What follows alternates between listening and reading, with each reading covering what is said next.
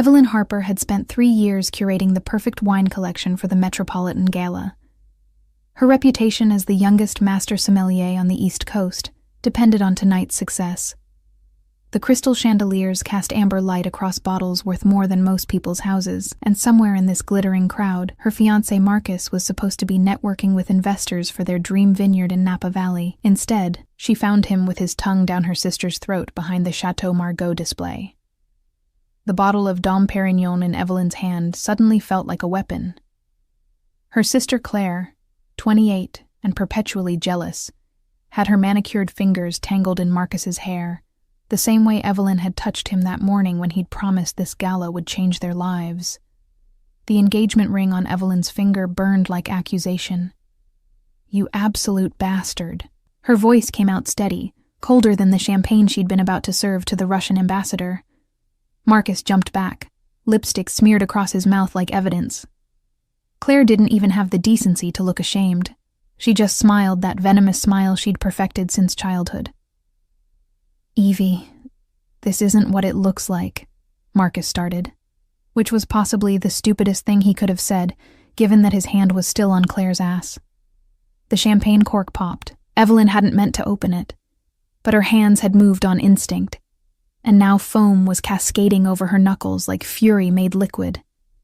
The sound drew attention from nearby guests. She could feel eyes turning toward them, could hear the whispers starting to spread through the crowd like wildfire. "How long?"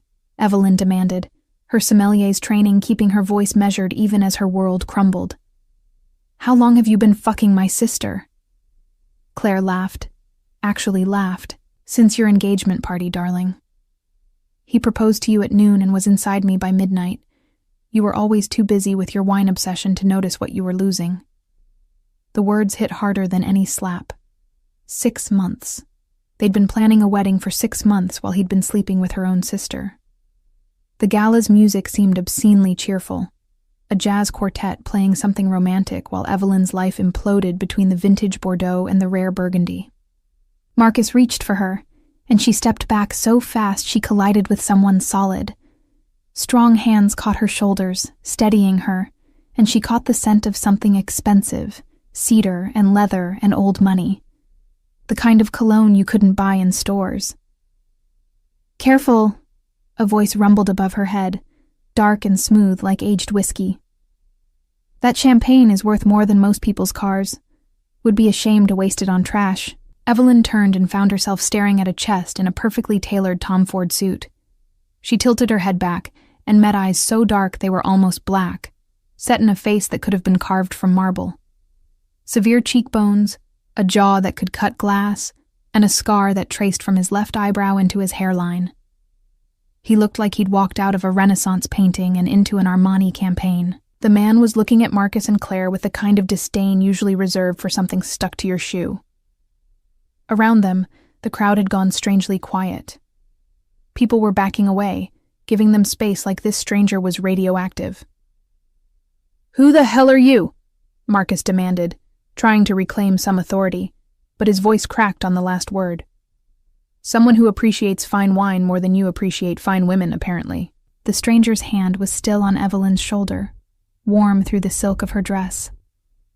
"This establishment belongs to people I do business with. I don't tolerate mediocre men making scenes at quality events." There was something in the way he said business that made Marcus go pale. Around them, Evelyn noticed men in dark suits positioning themselves at exits, not obviously, but deliberate. The kind of security that didn't carry visible weapons because they didn't need to. "Ezra Castellano," someone whispered nearby, and the name rippled through the crowd like a curse. Evelyn knew that name. Everyone in her world knew that name. He was the man who controlled the underground market for rare wines, stolen art, and artifacts that museums would kill for. The FBI had been trying to build a case against him for a decade, and she'd just backed into him like a clumsy teenager. The champagne was making everything fuzzy, or maybe it was shock. But suddenly Evelyn had the worst, most brilliant idea of her entire life. She turned in Ezra's grip, looking up at this dangerous stranger with his scarred face and his predator's eyes. "I need a favor," she heard herself say, her words slightly slurred. She'd been stress drinking all evening, sampling her own inventory like a fool. "Can you kiss me? I want to make him jealous." The entire room seemed to hold its breath. Ezra Castellanos' eyebrows rose fractionally, the only sign of surprise on his otherwise impassive face. Up close, she could see flecks of amber in those dark eyes, could see the way his jaw tightened as he studied her face. "You're drunk," he observed, not unkindly. "I'm devastated," Evelyn corrected, swaying slightly. "But also drunk, yes. 3 glasses of Krug and half a bottle of Petrus because the Italian ambassador canceled. Please. I just caught my fiancé with my sister and I refuse to be the pathetic one at my own event." She could feel Marcus staring, could feel Claire's shock radiating across the space between them. The whole gala had stopped pretending not to watch. They were the center of a scandal that would fuel gossip for months. Ezra's hand moved from her shoulder to cup her jaw, his thumb brushing her cheekbone with surprising gentleness.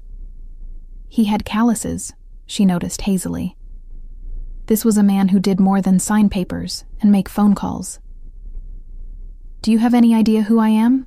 His voice was low enough that only she could hear, intimate as a secret. "A man who appreciates fine wine," Evelyn quoted back at him, reckless with heartbreak and champagne. "And apparently someone everyone's terrified of, which makes you perfect for making my cheating bastard of an ex-fiancé lose his mind." Something flickered in those dark eyes. Amusement, maybe. Or interest. His thumb traced her lower lip, and Evelyn's breath caught despite everything. Up close, he smelled like expensive cigars and something darker, gunpowder perhaps. "This is a terrible idea," Ezra murmured, but he was already lowering his head. "All my best ideas are terrible," Evelyn whispered back. When his mouth touched hers, the entire world disappeared. The kiss started as performance, Evelyn was certain of that. Ezra Castellano was simply doing a drunk woman a favor, giving her a moment of dignity in front of her cheating fiancé. But somewhere between the first touch of his lips and the second breath, it stopped being theater and became something else entirely. His mouth was warm and tasted like the Chateau d'Yquem she'd served earlier, honey and complexity, and something darker underneath. His hand slid into her hair, tilting her head to deepen the kiss, and Evelyn forgot that they had an audience. Forgot that she'd only asked for a simple kiss, forgot everything except the way his other hand had moved to her waist, pulling her closer against that expensive suit. She made a sound, something embarrassingly desperate, and felt him smile against her mouth. Then he bit her lower lip, gentle but possessive, and Evelyn's knees actually buckled. He caught her, of course, shifting his weight to support her, as if women fainted into his arms every day. When he finally pulled back, Evelyn's lipstick was ruined, and her carefully pinned hair had come loose. Ezra looked completely unaffected, except for a slight darkness in his eyes, and the faint trace of her lipstick on his mouth. He wiped it away with his thumb, never breaking eye contact. "Better?" he asked quietly, and his voice had gone rougher, like gravel wrapped in velvet. Evelyn couldn't speak. She nodded, her fingers still clutched in his lapels. Behind her, she heard Claire's outraged gasp, heard Marcus saying something that might have been her name. The jazz quartet had stopped playing entirely. "Good." Ezra's hand was still in her hair, possessive and warm. "Now smile at them like you've won." She did, turning in his arms to face Marcus and Claire with what she hoped was devastating confidence, despite the fact that she was fairly certain her legs weren't working properly. Marcus looked like he'd been struck by lightning. Claire's face had gone an ugly shade of red. "The wedding's off," Evelyn announced, her voice carrying across the silent gala. "Obviously. Claire, you can have him. He's clearly more your speed." She twisted the engagement ring off her finger and threw it at Marcus's chest. It bounced off his lapel and skittered across the marble floor. "I'm upgrading." The crowd erupted in whispers. Evelyn felt Ezra's chest shake with silent laughter against her back. Evie, you don't know what you're doing, Marcus started, but one look from Ezra shut him up instantly. I think Ms. Harper knows exactly what she's doing, Ezra said, and there was steel under the silk of his voice. And I think you should leave, both of you, before I have you removed less politely. The men in dark suits materialized closer, and suddenly it wasn't a suggestion anymore. Marcus grabbed Claire's arm, and they retreated through the crowd, which parted for them like they were diseased. Evelyn watched them go and felt nothing but champagne, fuzzy satisfaction. That was insane, she breathed, still leaning against Ezra, because standing on her own seemed ambitious. I just threw away my engagement at my own event and kissed a criminal in front of 300 witnesses. Alleged criminal, Ezra corrected, amusement coloring his tone. The FBI hasn't proven anything. His hands were still on her waist, steadying her. And technically, you're the one who kissed me. I was simply accommodating. You bit my lip. You moaned. Evelyn's face flamed. Around them, the gala was slowly returning to life, conversations resuming in hushed, excited tones. She'd given them the scandal of the season. Tomorrow her name would be in every society column from New York to Miami. I should probably... She gestured vaguely at the room, at her responsibilities as sommelier, at the life she'd just spectacularly imploded. I have wine to serve, Russians to schmooze, a reputation to salvage. Your reputation just became significantly more interesting, Ezra observed. He released her slowly, like he was making sure she wouldn't fall over. The sommelier who kissed Ezra Castellano and lived to tell about it. You'll be infamous by morning. Is that supposed to comfort me? It's supposed to prepare you. He straightened his tie, which she'd apparently rumpled without noticing. They'll ask questions. About me, about us, about what this means. What will you tell them? Evelyn hadn't thought that far ahead. The champagne was wearing off, replaced by the cold reality of what she'd just done. She'd kissed a man the FBI called untouchable, a dealer in stolen goods and black market luxuries. She'd done it in public, in front of everyone who mattered in her industry. The truth, she decided, lifting her chin. That you helped me when I needed it. That my fiancé is a cheating bastard who doesn't deserve the expensive wine I was going to serve at our wedding. Ezra studied her for a long moment, something calculating in his expression. You have excellent taste in wine, he said finally. The Petrus you were drinking earlier, 1995 vintage? 96, Evelyn corrected automatically. The 95 was too tight, needed more time. His smile was slow and dangerous. Have dinner with me tomorrow night. I have a bottle of Romane Conti I've been saving for someone who would actually appreciate it. That's a $50,000 bottle of wine. I'm aware. He pulled a card from his pocket, matte black with silver embossing. A phone number, nothing else. 8 o'clock. I'll send a car. Evelyn took the card, her fingers brushing his. This is insane. You said that already. Ezra leaned in, his breath warm against her ear. But you're going to say yes anyway. Because you're curious. Because that kiss felt like the first honest thing to happen to you in 6 months. Because a man who cheats with your sister doesn't deserve you, but a man who understands the difference between a 95 and 96 Petrus might. He pulled back, and Evelyn saw the truth in his eyes. He knew she'd come.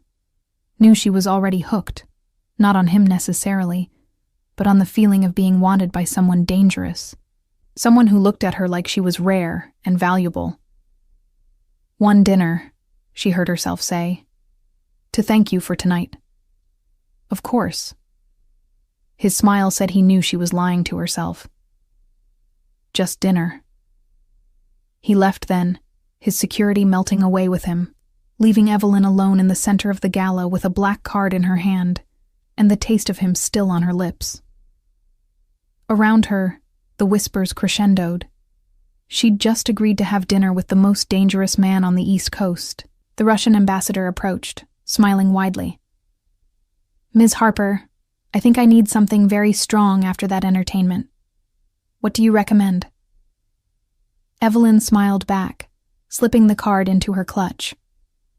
"I have a Macallan 50-year-old that seems appropriate. It's dangerous, expensive, and absolutely worth the risk." "Perfect," he laughed, not knowing she wasn't talking about whiskey at all.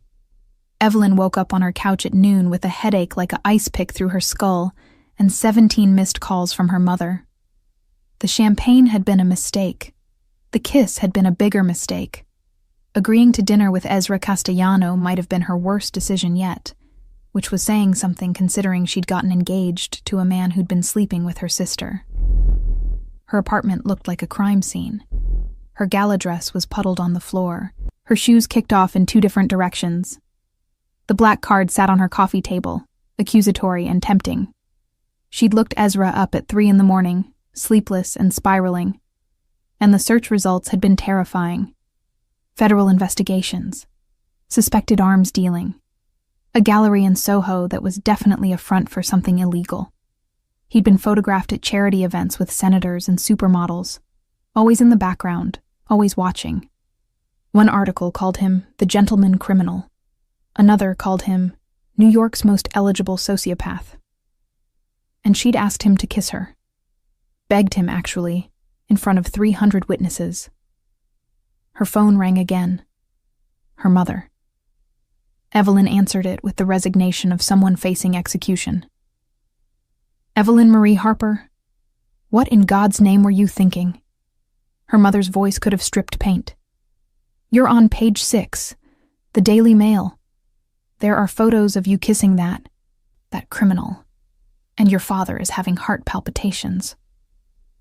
"Marcus was cheating on me with Claire," Evelyn said flatly, pressing her palm against her forehead. "At my own event. I found them together."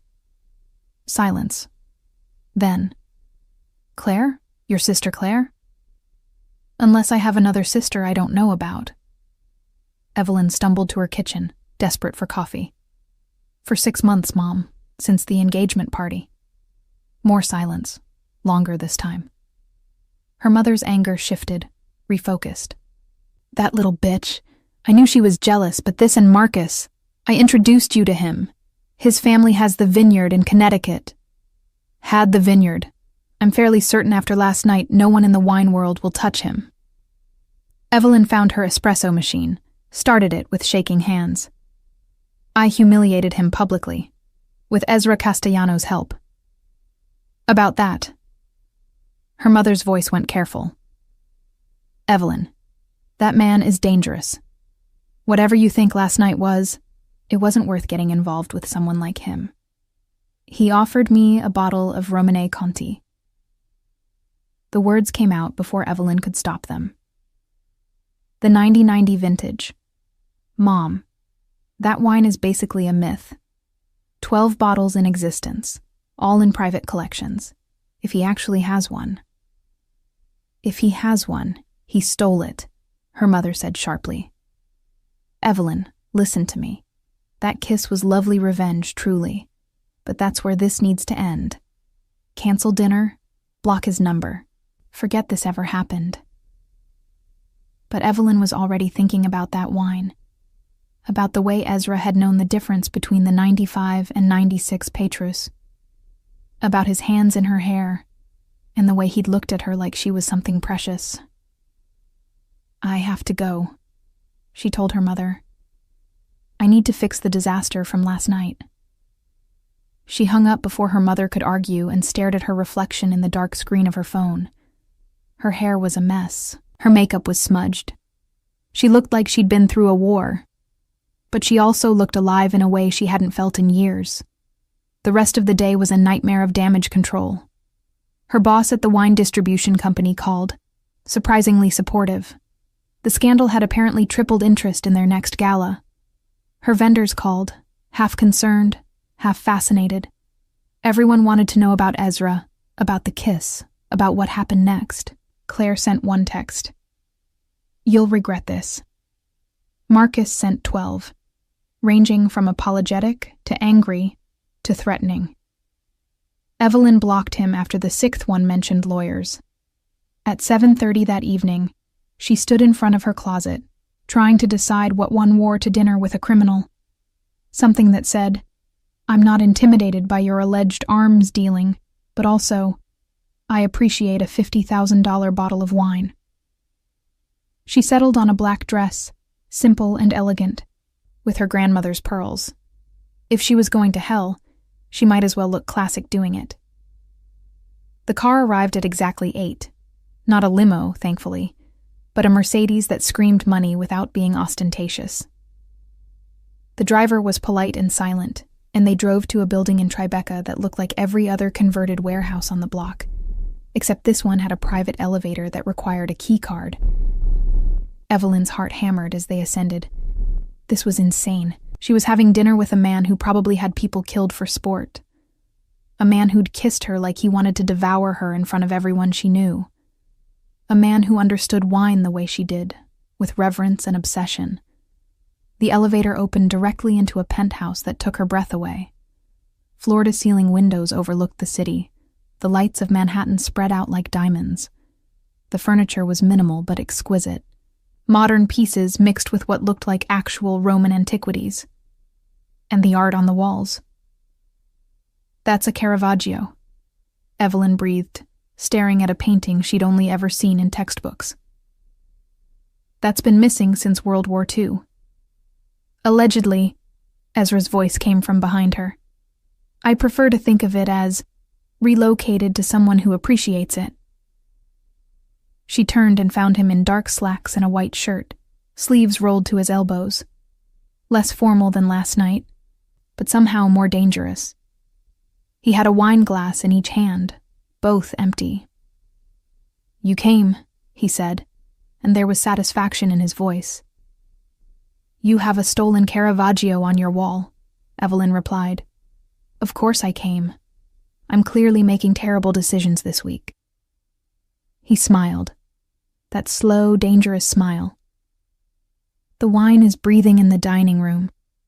But first I need to know, are you here because you want to be, or because you're still angry at your ex?" "Both?" Evelyn moved closer, drawn despite her better judgment. "Maybe neither. Maybe I just wanted to see if that kiss was as good as I remembered, or if it was the champagne. Only one way to find out." Ezra set down the glasses and reached for her, giving her time to pull away. She didn't. This kiss was different, slower and more deliberate. Without an audience, without the performance aspect, it felt intimate and dangerous. His hands found her waist, pulled her closer, and Evelyn let herself sink into it. Let herself forget that this was probably the worst idea she'd ever had. When they broke apart, she was breathing hard, and his eyes had gone dark. "Better than I remembered," she admitted. "Good." He picked up the wine glasses again. "Now come taste something that will ruin you for all other wines." Dinner was served in a room dominated by a window and a table that sat 12, but was set for 2. The Romanée Conti sat in a decanter, garnet red and glowing in the candlelight. Ezra poured with the care it deserved, and when Evelyn tasted it, she actually made a sound. Oh my God. The wine was silk and velvet, and everything perfect in the world. This is, I don't have words. Most people don't. Ezra watched her over his glass. That's why I wanted to share it with you. Someone who understands what this is worth beyond the price tag. They talked about wine, about the illegal market, about how he'd acquired this bottle, this particular treasure. Ezra was careful with details, never admitting to anything explicitly illegal, but the implications were clear. He dealt in things that shouldn't be sold, things that belonged in museums or vaults. "Why wine?"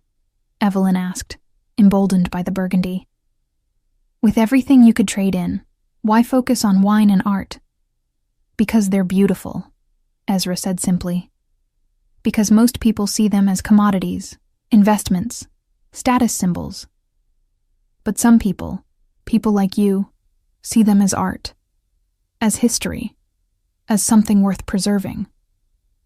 Even if you stole them, I prefer to think I'm keeping them from people who don't deserve them. He refilled her glass. Like your ex-fiancé, I did some research on Marcus. His family's vineyard makes mediocre Pinot Noir that they overprice for tourists. He doesn't understand wine. He just wants to profit from it. And you're different? But Evelyn was smiling. I'm exactly the same, Ezra admitted. Except I have better taste and fewer scruples about where I source my inventory. They finished the bottle, and then he opened a Chateau Lafite from 1869 that had no business being that well preserved. Evelyn was tipsy again, but in a warm, golden way that made everything feel possible.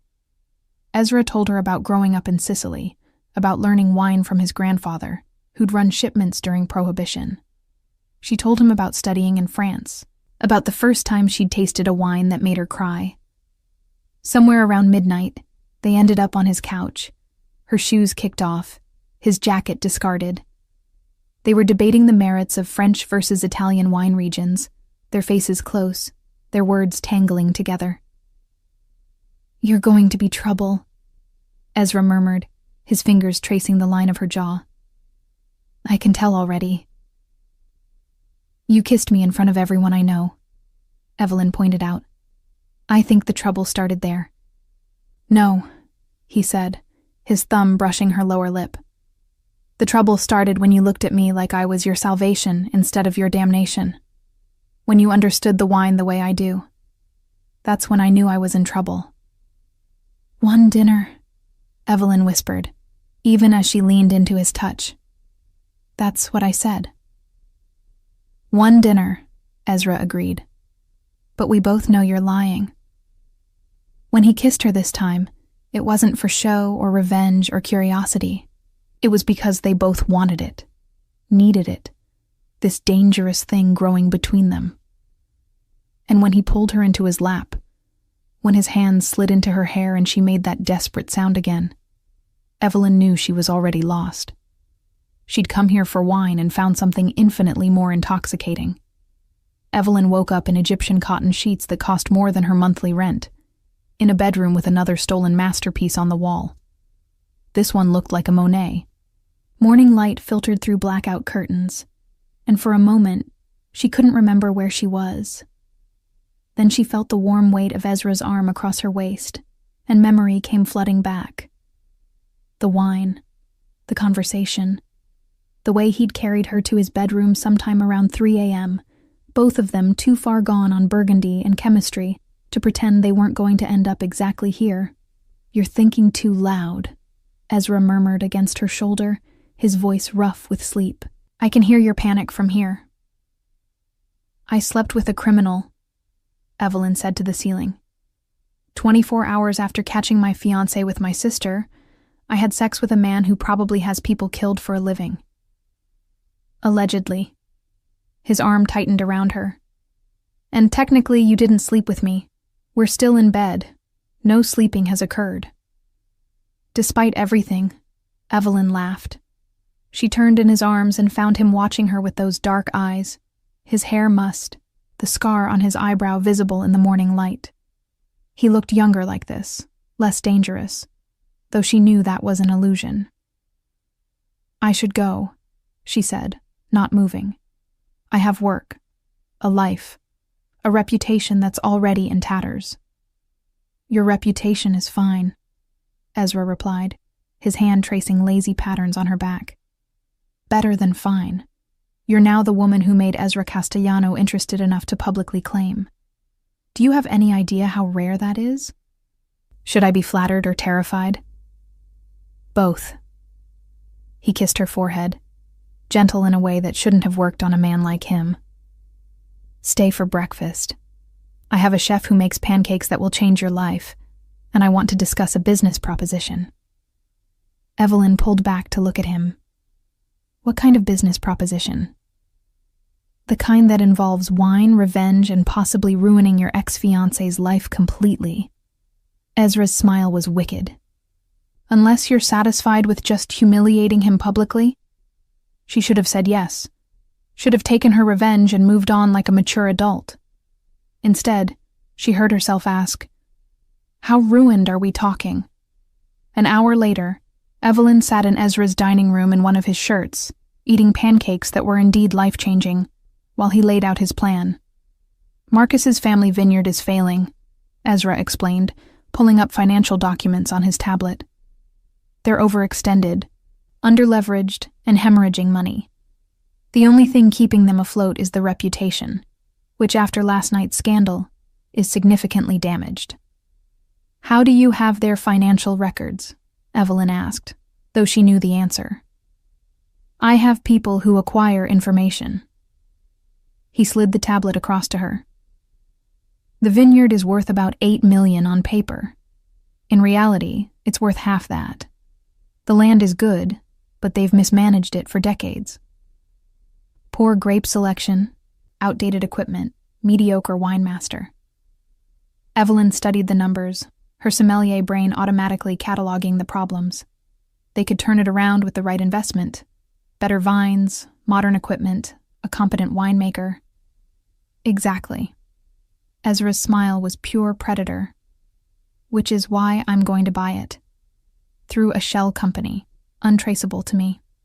I'll offer them just enough to get out from under their debt, but not enough to start over anywhere respectable." And then what? But Evelyn was starting to understand, starting to see the beautiful cruelty of it. "Then I hire you as the wine master. You rebuild it into something extraordinary.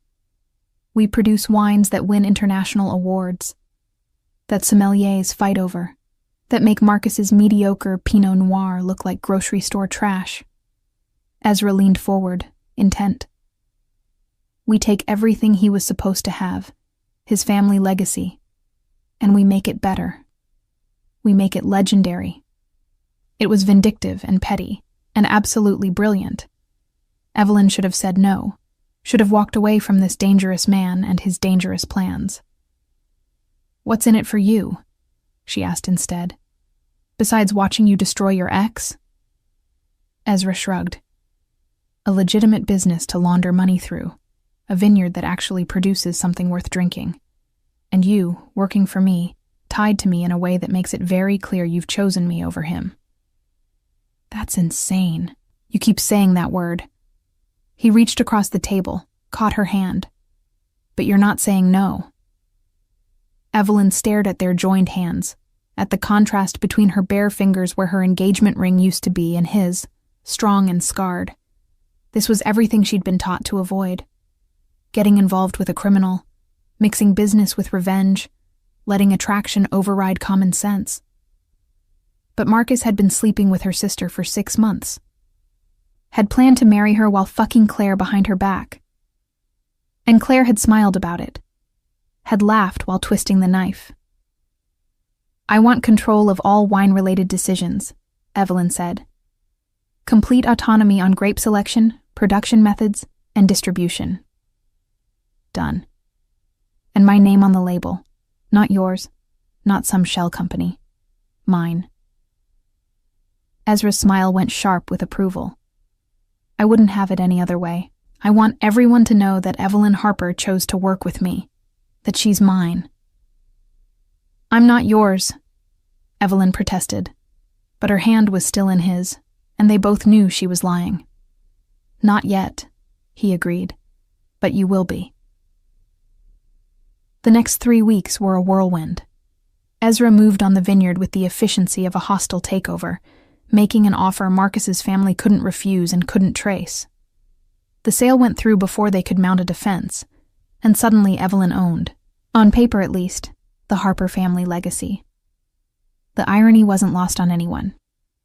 Marcus called 17 times before Evelyn blocked him. Claire sent increasingly unhinged texts about betrayal and family, which was rich coming from the woman who'd slept with her sister's fiancé. Their mother was torn between pride that Evelyn had secured a vineyard and horror at how she'd done it. Evelyn barely noticed. She was too busy working with Ezra's team to modernize the operation, hiring a new crew, selecting new grape varietals.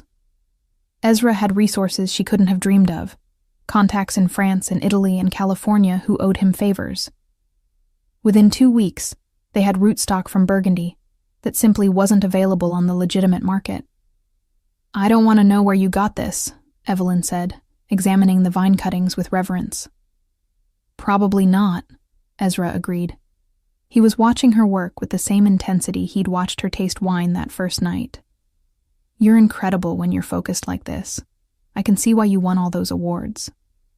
They spent every night together, either at his penthouse or at the vineyard, blending business with pleasure in ways that would have horrified her 6 months ago. Ezra was demanding and dangerous, and exactly what she hadn't known she needed. He challenged her, supported her, and never once made her feel like she was second to anything. "This is unhealthy," her best friend Sarah warned over coffee. "You're rebounding with a criminal, Evie. This can't end well." "Probably not," Evelyn agreed, stirring her latte. "But I've never felt more alive. Marcus made me feel small, like my passion for wine was an obsession that took away from us. Ezra makes me feel powerful." "Ezra makes you feel desired," Sarah corrected gently.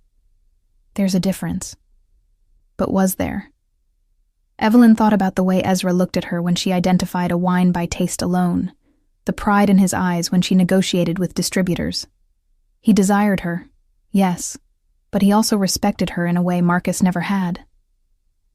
The grand reopening of the vineyard was scheduled for October, a harvest festival that would introduce Evelyn's first vintage to the world.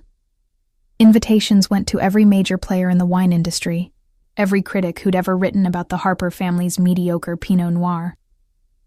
Marcus and Claire were conspicuously not invited.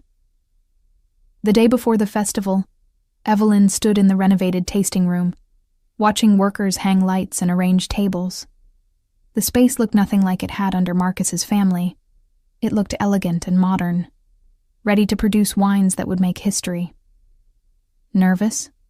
Ezra appeared beside her, 2 glasses of wine in hand. Their first vintage, a Pinot Noir that had been aging in French oak for exactly 90 days. "Terrified," Evelyn admitted, taking a glass. "What if it's not good enough? What if I've destroyed the Harper legacy instead of saving it?" "Taste it," Ezra commanded gently. She did, and relief flooded through her. It was young, yes, needed more time, but the bones were there. Complexity, depth, a hint of what it would become. It was going to be extraordinary. "It's going to be perfect," Ezra said, reading her expression. "Just like you." "I'm not perfect," Evelyn protested. "I'm vindictive and petty, and I'm sleeping with a criminal to get revenge on my ex." "Alleged criminal," he corrected with a smile. "And you're sleeping with me because you want to. The revenge is just a bonus." He set down his glass and pulled her close. "I need to tell you something." The seriousness in his tone made her heart skip. "What?" "I'm being investigated. The FBI has been building a case for months, and they're getting close." "How close?" Evelyn's stomach dropped. She'd known this was coming, had known from the moment she'd looked him up that Ezra Castellano lived on borrowed time. But knowing abstractly and hearing it out loud were different things. "Close enough that my lawyers are nervous. Close enough that I need to start distancing my legitimate businesses from my less legitimate ones." Ezra's hands were steady on her waist, his voice calm. "Which means the vineyard needs to be entirely yours. No shell companies, no hidden ownership. Just you." "They'll know," Evelyn said immediately. "They'll know you're behind it, that I'm connected to you. It won't protect either of us." "It will protect you," he corrected. "If I go down, and I might, you'll have plausible deniability. A vineyard you legitimately own, bought with money that was cleanly laundered before it reached you. The FBI can suspect all they want, but they won't be able to prove you knew where the funding came from." Evelyn pulled back to look at him. You planned this from the beginning. The vineyard wasn't just about revenge or wine. It was about setting me up with something legitimate before everything falls apart. Yes. No apology, no shame. I told you that first night you have excellent taste in wine. You deserve a vineyard that matches your talent, whether I'm around to enjoy it with you or not. You're talking like you're going to prison. I'm talking like a man who understands probability. Ezra cupped her face, his thumb tracing her cheekbone. I've been doing this for 15 years, Evelyn. I've gotten away with things that should have put me away for life. The odds were always going to catch up eventually. She should have been angry. Should have felt used, manipulated, set up. Instead, all she felt was a fierce, unexpected protectiveness. This dangerous man had given her a vineyard, had helped her rebuild her career, had looked at her like she was the rarest vintage in existence. What if I don't want plausible deniability? Evelyn asked. What if I want to fight for you? Then you'd be an idiot, Ezra said, but his voice was rough with emotion. And you're the smartest woman I know. Promise me, if this goes bad, you'll let me go. You'll take the vineyard, and you'll make something beautiful, and you'll forget about the criminal who helped you get revenge. I can't promise that. Evelyn. No. She kissed him, hard and desperate. You don't get to give me everything I didn't know I wanted, and then ask me to forget you. That's not how this works. That's exactly how this has to work, Ezra said against her mouth, but he was kissing her back, his hands tangling in her hair. I'm not a good man. I've done things that would horrify you. I don't get the happy ending with the brilliant sommelier. Maybe I don't want a good man, Evelyn shot back. Maybe I want the man who understands why a 96 Petrus is better than a 95, who helped me destroy my ex-fiancé, who looks at me like I'm worth more than all the stolen art in his collection. They made love in the tasting room, desperate and intense, surrounded by barrels of wine that would outlast whatever happened next. Afterward, lying on the floor with Ezra's jacket as a pillow, Evelyn made a decision. I'm not letting you go, she said quietly. If the FBI comes, I'll get you the best lawyers. If you need an alibi, I'll provide one.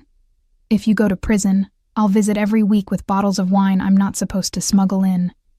Ezra laughed, pained and genuine. You're insane. You keep saying that. Evelyn echoed his words from weeks ago. But I'm not changing my mind. The Harvest Festival was a triumph. Critics raved about the transformation of the vineyard, about Evelyn's vision and expertise.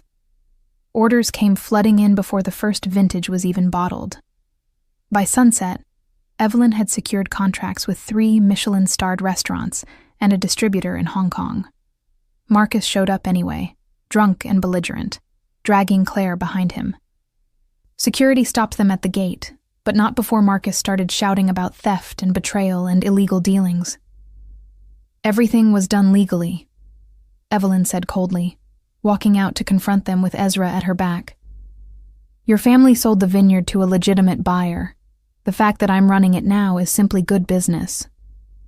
You're sleeping with him, Claire spat, glaring at Ezra. Everyone knows. You threw away your career, your reputation, your family for a criminal. I threw away a cheating fiancé and a backstabbing sister, Evelyn corrected. I gained a vineyard, a career I actually control, and a man who respects me. I'd say I came out ahead. He's using you, Marcus slurred. He's using you to launder money, to legitimize his business. You're just another asset to him. Evelyn felt Ezra tense behind her, felt his anger like a physical thing. But she didn't need him to defend her, not this time. Even if that were true, she said, I'd rather be a valued asset to Ezra than a trophy wife to you. At least he's honest about what he wants from me. She turned her back on them, on the life she'd almost had, and walked back to the festival with Ezra's hand in hers. Behind them, security escorted Marcus and Claire off the property. She didn't look back. "You handled that well," Ezra murmured as they rejoined the party. "I learned from the best," Evelyn replied, squeezing his hand. "Now come on. The wine critic from the Times wants to talk about our barrel aging process, and I need you to charm her while I discuss oak varietals. Using me for my charm? I'm wounded. You'll survive." They worked the crowd together, Evelyn discussing wine with the passion that had made her a master sommelier, Ezra providing the dark, dangerous edge that made everything more exciting. They were a team, she realized. An unlikely, probably doomed team, but a team nonetheless. As the sun set over the vineyard, painting the sky in shades of rose and gold, Evelyn stood with Ezra on the veranda, watching their guests toast with wine that bore her name on the label. "Thank you," she said quietly, "for all of this, for believing I could do it." "I never doubted you for a second," Ezra replied. "You're extraordinary, Evelyn Harper. With or without me, you were always going to be extraordinary." 2 weeks later, the FBI raided Ezra's gallery. They seized art, documents, computers, everything. The news broke on a Tuesday morning while Evelyn was meeting with distributors in Manhattan. Her phone exploded with messages, news alerts, calls from her mother. She ignored all of it and went straight to Ezra's penthouse. He was there, surprisingly calm, watching the news coverage with a glass of whiskey. "I told you to stay away," he said when she walked in. "This is exactly what we talked about. And I told you I wasn't going anywhere." Evelyn took the whiskey from his hand, drank half of it. "What do you need?" "A time machine?" Ezra's smile was bitter. "They have enough to charge me. My lawyers say they'll offer a deal, 10 years if I cooperate, testimony against my associates. Will you take it?" "No." He pulled her into his lap, buried his face in her hair. "I won't put targets on other people's backs. Even criminals have a code." Evelyn's hands shook as she held him. 10 years. Possibly more if he went to trial. A decade of her life without this dangerous, complicated man who'd somehow become essential. "Then we fight," she said fiercely. "We get the best defense team money can buy. We find every loophole, every technicality. We make them work for every single charge." "Evelyn?" "No." She pulled back to look at him. "You gave me a vineyard. You helped me rebuild my entire life. You think I'm just going to let you go quietly? You don't know me at all if you think that." Ezra kissed her, deep and desperate. "I love you," he said against her mouth. "I wasn't supposed to, but I do. You're the best thing that's ever happened to me, and I'm about to ruin your life." "You love me?" Evelyn's heart was racing. They'd never said it before, had danced around it for weeks, but hearing it now, with everything falling apart, felt both perfect and tragic. "Desperately," Ezra confirmed. "Which is why you need to walk away. Before you're photographed here, before anyone can connect you to this more than they already have." "I love you too," Evelyn said, because if he could be brave enough to say it, so could she. "And I'm not walking away. So you can either accept that I'm staying and let me help, or you can waste time arguing while the FBI builds their case." He stared at her for a long moment. This brilliant, infuriating woman who'd crashed into his life with a drunken request for a kiss and somehow become everything. Then he laughed, helpless and genuine. "You're going to be the death of me." "Probably," Evelyn agreed. "But not today. Today we call your lawyers and we start fighting back." The trial lasted 4 months and made headlines across the country. The prosecution presented a damning case: 15 years of art theft, illegal antiquities trading, and money laundering through galleries and auction houses. They had paper trails, witness testimony, photographs of Ezra with known criminals. What they didn't have was direct evidence of murder, weapons dealing, or the truly dark crimes the tabloids love to speculate about. Ezra had been careful, insulated by layers of associates and shell companies. His lawyer, a shark named Victoria Chen, who charged $1,000 an hour, tore apart the prosecution's timeline with surgical precision. Evelyn attended every day of the trial, sitting in the front row in elegant suits that said she refused to be intimidated. The press called her the Mafia sommelier, which was both inaccurate and impossible to shake. Her face was in every tabloid, her past with Marcus dragged up and dissected. Evelyn Harper trades one scandal for another, Page 6 declared. From cheating fiancé to criminal lover, the master sommelier certainly has a type. Her mother begged her to skip the trial, to distance herself before it was too late. Sarah stopped calling after Evelyn refused to see reason. Even her professional colleagues started avoiding her, afraid that association would taint their own reputations. Evelyn didn't care. She showed up every day, and every evening she returned to the vineyard, working until her hands ached, and her mind was too tired for fear. The first vintage was bottled and ready for release. Orders were still coming in despite the scandal, or maybe because of it. Notoriety sold almost as well as quality. On day 73 of the trial, the prosecution called Marcus as a witness. Evelyn felt Ezra tense in his seat at the defense table. He'd been composed throughout the entire trial, never showing emotion, but now his jaw tightened. He'd promised her he wouldn't react, wouldn't give them the satisfaction, but she could see the effort it took. Marcus took the stand looking smug, dressed in an expensive suit that probably came from his new girlfriend's money. Claire had dumped him 3 weeks after the vineyard sale. Apparently loyalty wasn't her strong suit with anyone. "Mr. Harper," the prosecutor began, "can you describe your relationship with the defendant?"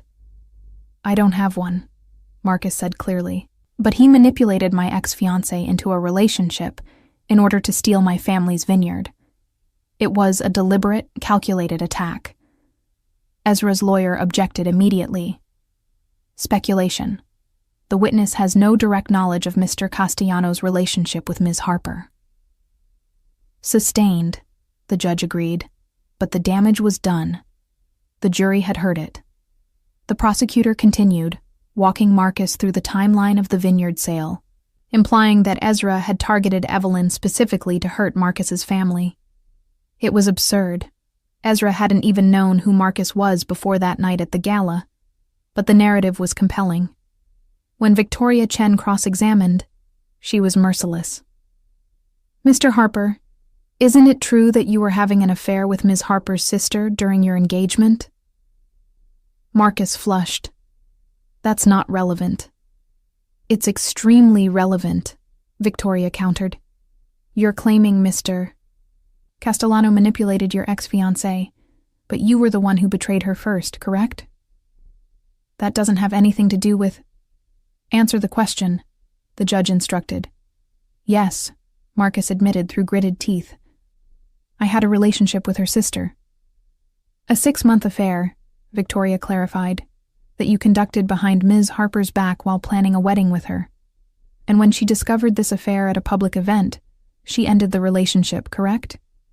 "Yes, but—" "And 3 weeks after that, the vineyard was sold. A vineyard that, according to financial records, was hemorrhaging money and facing bankruptcy within 6 months. Your family needed to sell, didn't they, Mr. Harper?" Marcus's lawyer had clearly not prepared him for this line of questioning. He stuttered through an explanation about temporary setbacks and bad harvests, but Victoria had the financial documents. The jury could see the truth. The vineyard had been failing long before Ezra bought it. "So to be clear," Victoria said, "Mr. Castellano didn't steal anything. He made a legitimate offer for a failing business, and Ms. Harper, a master sommelier with impeccable credentials, chose to run it. The fact that this hurts your pride doesn't make it illegal, does it?" "Objection," the prosecutor called weakly. "Withdrawn," Victoria said with a smile that could cut glass. "No further questions." Marcus was dismissed looking significantly less smug than when he'd arrived. Evelyn caught his eye as he left the courtroom. and the hatred there should have bothered her. Instead, she felt only satisfaction. He'd tried to hurt Ezra and had only made himself look petty and jealous. That evening, Evelyn visited Ezra at his penthouse. He was out on bail, wearing an ankle monitor that tracked his every movement, confined to a 5-mile radius. The restrictions were killing him. She could see it in the tension in his shoulders, the way he stared out at the city he could no longer freely move through. "Marcus is an idiot," she said, coming up behind him and wrapping her arms around his waist. "Victoria destroyed him.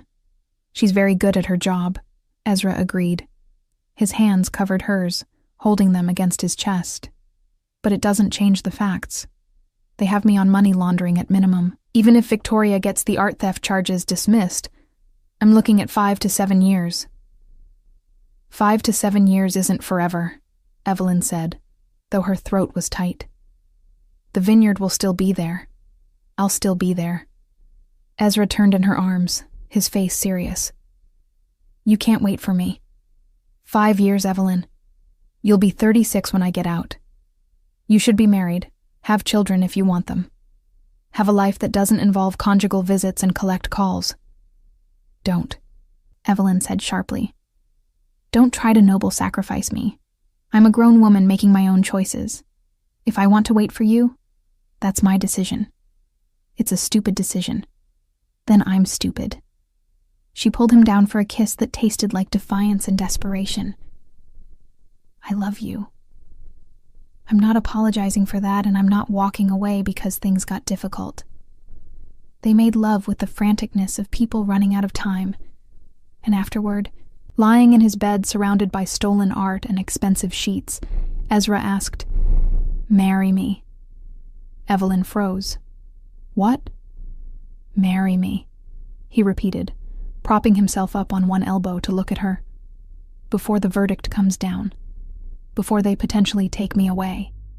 Marry me, and let me have something good. Something pure, before I pay for all the things I've done." "That's the worst proposal I've ever heard," Evelyn said. But she was crying, tears streaming down her face. "You're not supposed to propose because you're going to prison." "I'm proposing because I love you," Ezra corrected, wiping away her tears with his thumb. "Because you're the best thing that's ever happened to me. Because even if I spend the next 7 years in a cell, I want to know that for one perfect moment, you were mine in every way that matters." "I'm already yours," Evelyn whispered. "Then make it legal." He kissed her forehead, her cheeks, her mouth. "Marry me, Evelyn Harper. Let me be your husband, even if I'm a terrible one. Let me have that." She should have said no. Should have pointed out that marrying him would destroy what was left of her reputation, would tie her legally to a convicted criminal, would make her life exponentially harder. Instead, she said, yes. They were married 3 days later in a private ceremony at the vineyard, with only Victoria Chen and Ezra's head of security as witnesses. Evelyn wore a simple white dress and carried a bouquet of grapes from their vines. Ezra wore a suit without the ankle monitor visible, though they both knew it was there. The officiant was a judge who owed Ezra a favor and didn't ask questions. The ceremony lasted 10 minutes. When Ezra kissed her as his wife, Evelyn tasted salt and realized they were both crying. "I love you," he said against her mouth. "Whatever happens next, remember that." "I love you too," Evelyn replied, "and I'm going to fight for you until they close the cell door. Even then, I'll keep fighting." They spent their wedding night in the master bedroom of the vineyard house, drinking a bottle of Romanée Conti that Ezra had been saving for a special occasion. It was the same vintage as the first bottle he'd ever shared with her, the night everything changed. "Regrets?" Ezra asked as they watched the sunrise over the vines. "Only that we didn't have more time," Evelyn admitted. "But no, I don't regret you. I don't regret any of it." The verdict came down on a Tuesday in December.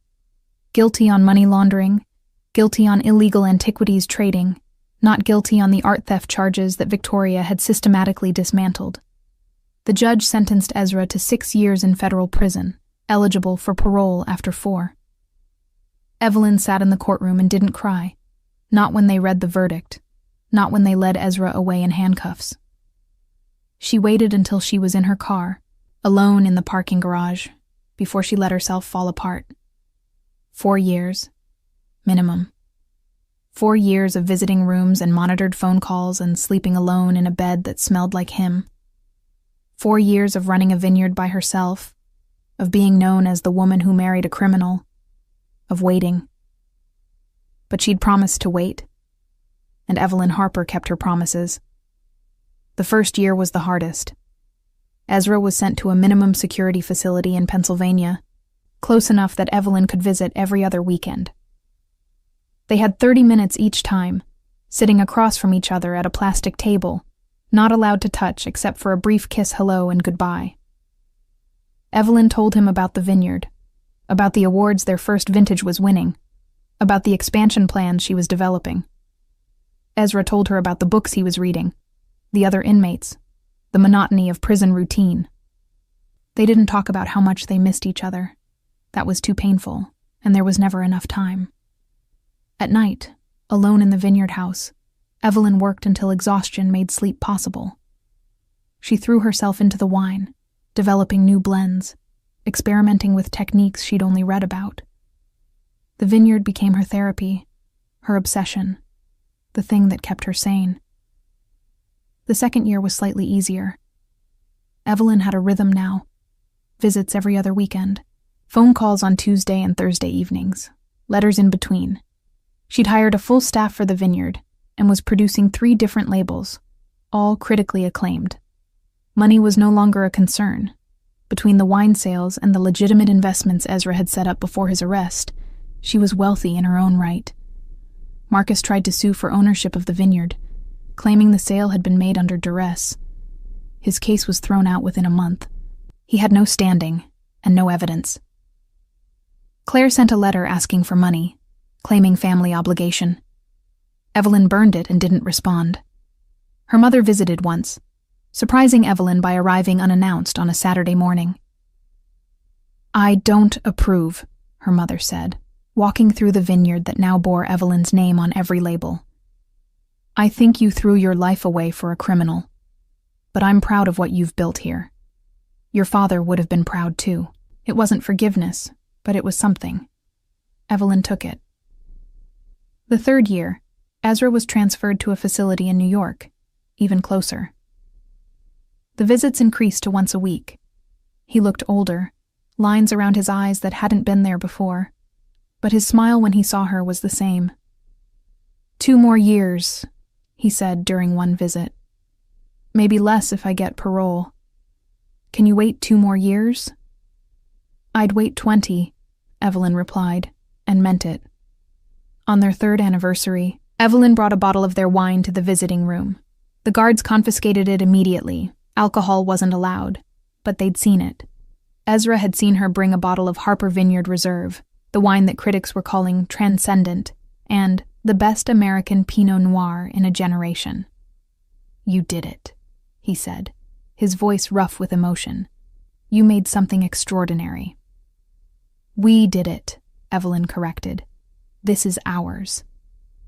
The 4th year, Ezra came up for parole. Evelyn attended the hearing with Victoria Chen, who was still technically on retainer, though Ezra had paid her enough to retire twice over.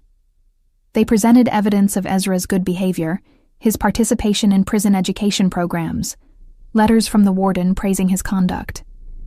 The parole board deliberated for 3 hours. When they granted parole, Evelyn's knees actually gave out.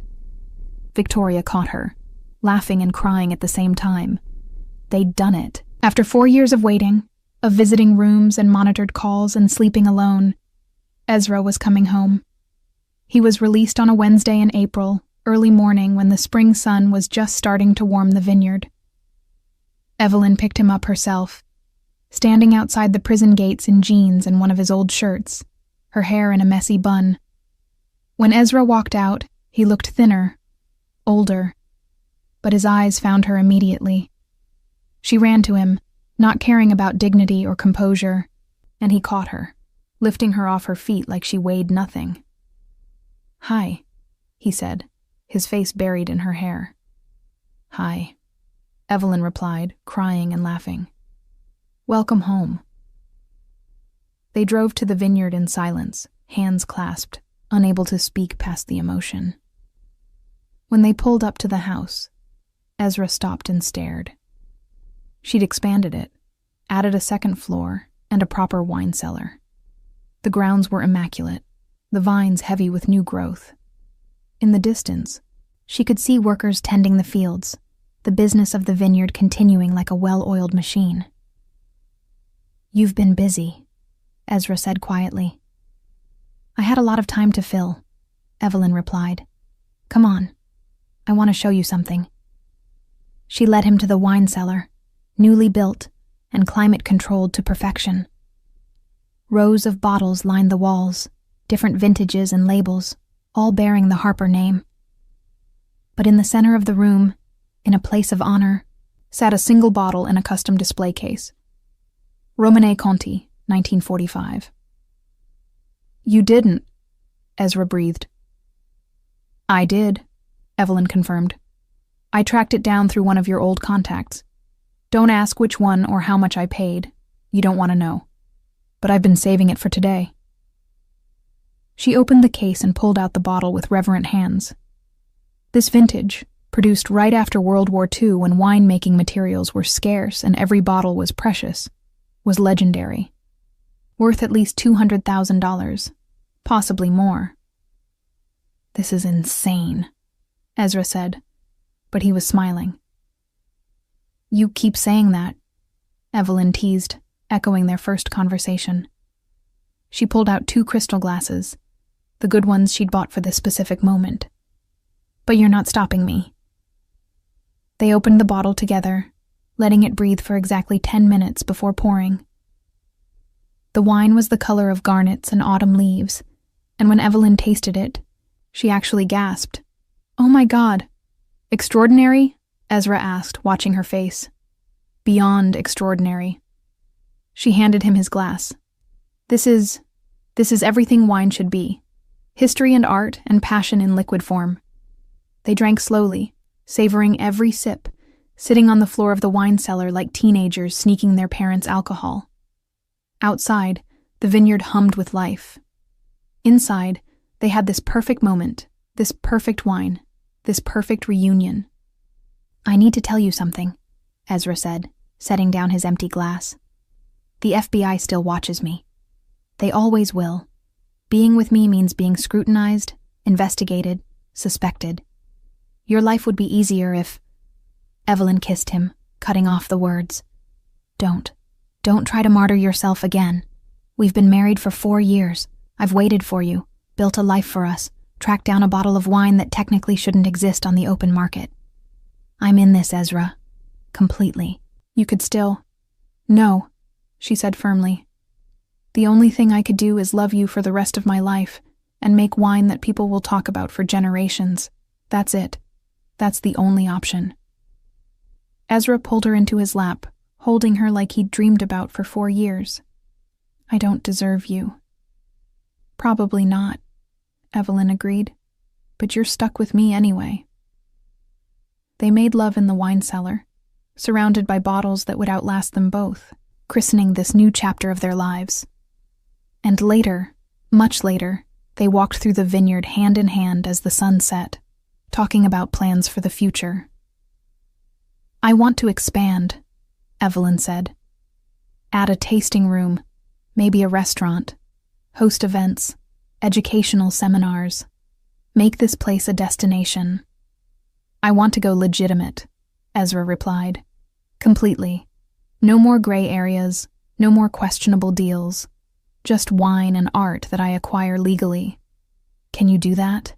Go completely straight after everything?" "For you?" He stopped walking, turned to face her. "I can do anything. I spent 4 years in prison thinking about the life I wanted with you. It doesn't include the FBI or criminal investigations or any of that. Just this. Just us. Just making something beautiful together." They sealed the promise with a kiss as the sun disappeared behind the hills, painting the sky in shades of wine and blood and gold. 5 years after Ezra's release, Harper Vineyard had become one of the most acclaimed wineries on the East Coast. Their Pinot Noir won international awards. Their Chardonnay was served at the White House. Wine critics made pilgrimages to taste their limited-release vintages, and bottles sold out within hours of each launch. Evelyn and Ezra ran it together, a team in every sense. He handled the business side, the distribution and marketing, the careful navigation of an industry that still whispered about his past. She managed the winemaking, the artistry, the creation of vintages that would define a generation. They'd converted the old barn into a tasting room that hosted educational seminars and private events. The wine cellar had become legendary, filled with bottles that collectors dreamed about. And in a private room that only they had access to, Ezra had assembled a legal collection of art that rivaled any museum. Pieces he'd acquired through legitimate auction houses, documented and clean. On a Tuesday in October, exactly 7 years after the night Evelyn had drunkenly begged a stranger to kiss her, they hosted an exclusive dinner at the vineyard. 50 guests, all major players in the wine world, all there to celebrate the release of their 7th vintage. The menu was designed by a James Beard award-winning chef, each course paired with a different wine, building to a finale that had taken Evelyn 3 years to perfect. As she stood to give the opening toast, she caught Ezra's eye across the room and smiled. 7 years ago, she began, her voice carrying across the intimate space. I caught my fiancé cheating with my sister at a wine gala. I was devastated, drunk on champagne, and made possibly the most impulsive decision of my life. I asked a complete stranger to kiss me, just to make my ex jealous. Polite laughter rippled through the crowd. They all knew this story, had read about it in magazines and gossip columns, but Evelyn wasn't finished. That stranger turned out to be Ezra Castellano, a man with a reputation that should have sent me running. Instead, he offered me a bottle of Romanée Conti and a chance to build something extraordinary. Everything you taste tonight, everything this vineyard has become, started with that one reckless kiss. She raised her glass, filled with their newest vintage, a Pinot Noir that had aged for 7 years in French oak. So here's to bad decisions, dangerous men, and the courage to build a life out of revenge and champagne. Here's to Harper Vineyard. To Harper Vineyard, the crowd echoed, and the dinner began. Hours later, after the last guest had left and the staff had cleaned up, Evelyn and Ezra sat on the veranda with a bottle of the Romanée Conti from their wedding night. The vineyard spread out before them, peaceful in the moonlight, vines heavy with next year's harvest. Do you regret it? Ezra asked quietly. Any of it? The scandal, the trial, the years I was gone? Evelyn considered the question seriously, sipping wine that cost more than most people's cars. I regret that Marcus cheated. I regret losing years with you to prison. But everything else? She turned to look at him, this dangerous, complicated man who'd helped her build an empire out of heartbreak. No. I don't regret loving you. I don't regret this vineyard.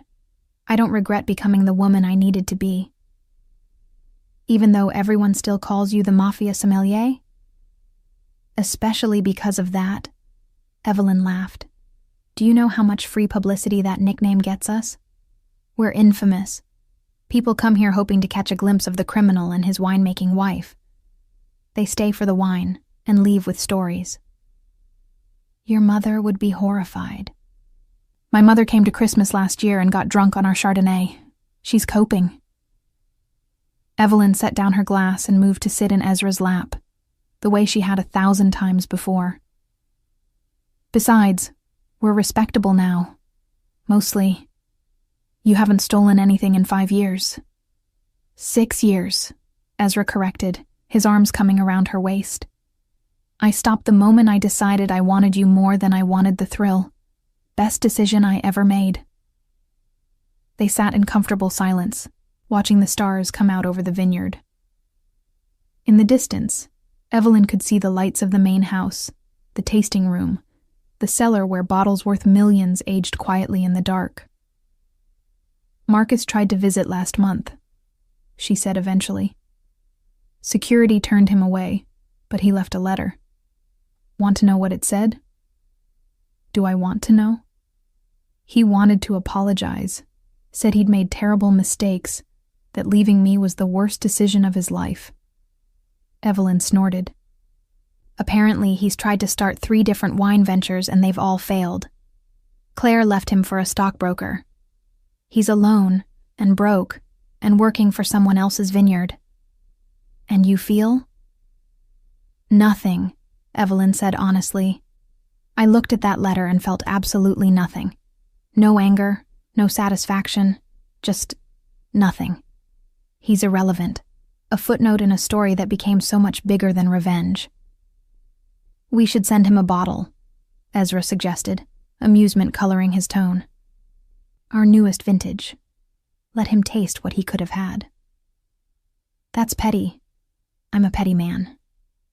He kissed her neck, making her shiver.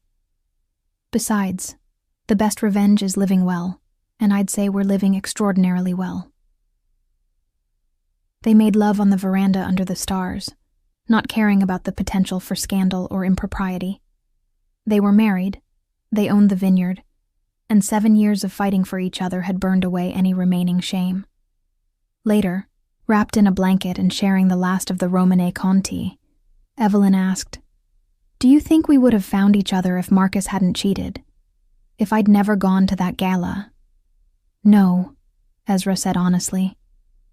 "I think you would have married him, had a mediocre life making mediocre wine, and been quietly miserable. I think I would have eventually gotten caught anyway, and gone to prison with nothing to come home to. So Claire did us a favor, really, by being a terrible person. The worst people sometimes create the best opportunities."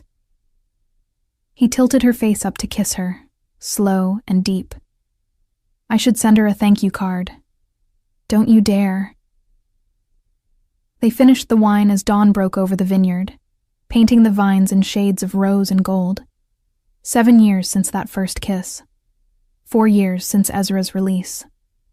A lifetime ahead of them, building something beautiful out of scandal and champagne, and love that had survived federal prison. "I love you," Evelyn said, watching the sunrise. "My alleged criminal, my dangerous man, my husband." "I love you too," Ezra replied, his arms tightening around her. "My brilliant sommelier, my partner, my salvation."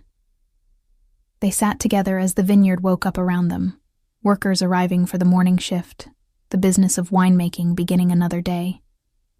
In the cellar below, bottles aged quietly, gaining complexity and value with each passing year. In the tasting room, reservations were already booked months in advance. In the private collection, art worth millions hung on walls, all of it legal, all of it clean. Harper Vineyard had become exactly what Evelyn had dreamed of when she was drowning in champagne and heartbreak 7 years ago. Not just a successful business, but a legacy. A testament to the fact that sometimes the worst nights of your life led to the best decisions. "Come on," Evelyn said, standing and pulling Ezra to his feet. "We have a harvest to oversee, a tasting room to prepare, and a wine critic from France arriving at noon. Our dangerous, scandalous, absolutely perfect life awaits." "Wouldn't have it any other way," Ezra agreed, following her into the house that had become their sanctuary. Behind them, the empty bottle of Romane Conti sat on the table, a relic of the journey that had brought them here. From a drunken kiss at a gala to a criminal trial, from prison visits to international acclaim, they had built something that transcended revenge. They had built love, partnership, and the finest vineyard on the East Coast. And every bottle they produced, every vintage that bore the Harper name, was a tribute to that first reckless moment when Evelyn Harper had looked at the most dangerous man in the room and asked, "Can you kiss me? I want to make him jealous." She had touched the Mafia boss and lived to tell the tale. Better than that, she had married him, reformed him, and built an empire with him. The best revenge, as it turned out, wasn't just living well. It was living dangerously, passionately, and abundantly happy.